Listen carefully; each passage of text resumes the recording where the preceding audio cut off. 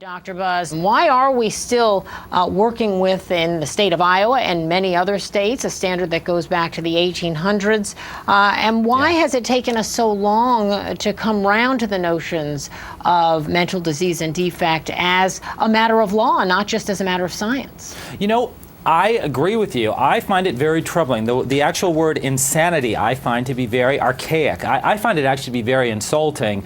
You know, people that have mental health issues, people have a disease just like a medical disease, and they need help and they need treatment. I also find when people say mentally retarded, I find that offensive. They're mentally challenged. They may have learning disabilities. They may be cognitively impaired, but they have the same needs, the same desires as we do.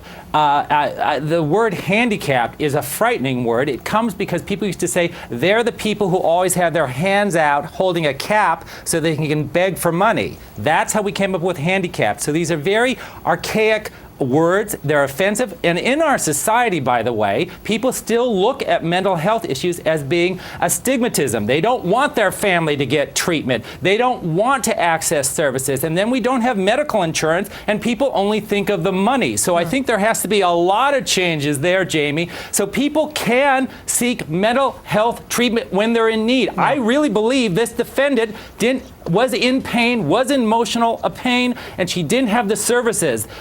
She didn't have the access to those services. I think the signs were there, though. I think she was crying out for help, but the help wasn't forthcoming. Next question, which comes to Dr. Buzz on Facebook. Dr. Buzz, could you please explain the difference between being sent to a hospital versus prison and the statistics of both on getting out eventually? Isn't it harder to get out of the hospital than prison? Well, I don't know about that. But what are the different conditions? This is a great question about the conditions. Yeah. A lot of people think you're going to go to the psychiatric hospital and it's going to just be a pleasant place and you're going to just kick back and put your feet up and watch a lot of TV and eat bonbons. But it's a pretty tough place to be as well, isn't it? Especially a high security psychiatric facility. In many ways, it is like a prison. It depends on what your concept is of treatment.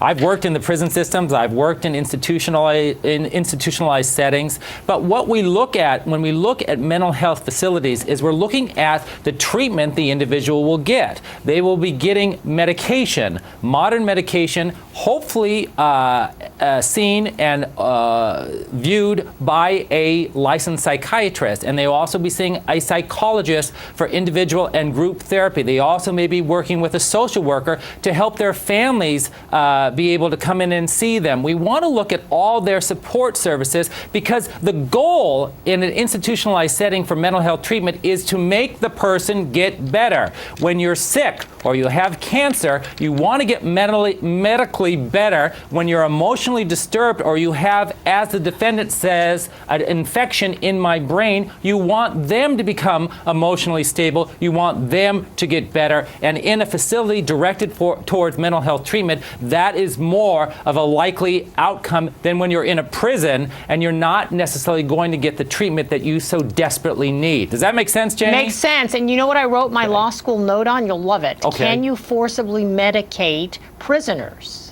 Under the Constitution. That's what I wrote my note on. What a weird topic, right? But no, it's not weird, right, Dr. Buzz? It's not weird. You can't. All right. With psychotropic drugs, drugs. No, not against their will. Yes. Can you believe it? In our country, we still have some constitutional rights for prisoners. Not many, but that's one of them. Let's then talk about a psychiatric facility.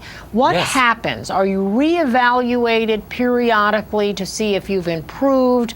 And how likely is it in the case of someone, now we don't know her diagnosis because the defense for strategic reasons has decided not yet to release that, but for someone who is severely mentally ill, how likely is it that they're out in a couple of years, which is everyone's great fear that it's some sort of sham and they're just going to go tripping merrily out of that facility in a year or two? No, you're right, Jami. Everyone thinks, oh, it's a scam, it's a ticket out. Actually, statistically, the person seldom gets out, if ever. What's more important is we are looking at a woman who is suffering from mental health issues. She's clearly significantly depressed. She's crying. She has all the affects of mental health issues. Whether you think she's fooling you or not, I would like her to get long-term treatment, and I'd rather her get long-term treatment in a mental health facility rather in jail, where she can choose not to have treatment, where she may be further victimized, where she may be scapegoated. Have her in a mental health treatment, have her have access to good mental health intervention, and have her be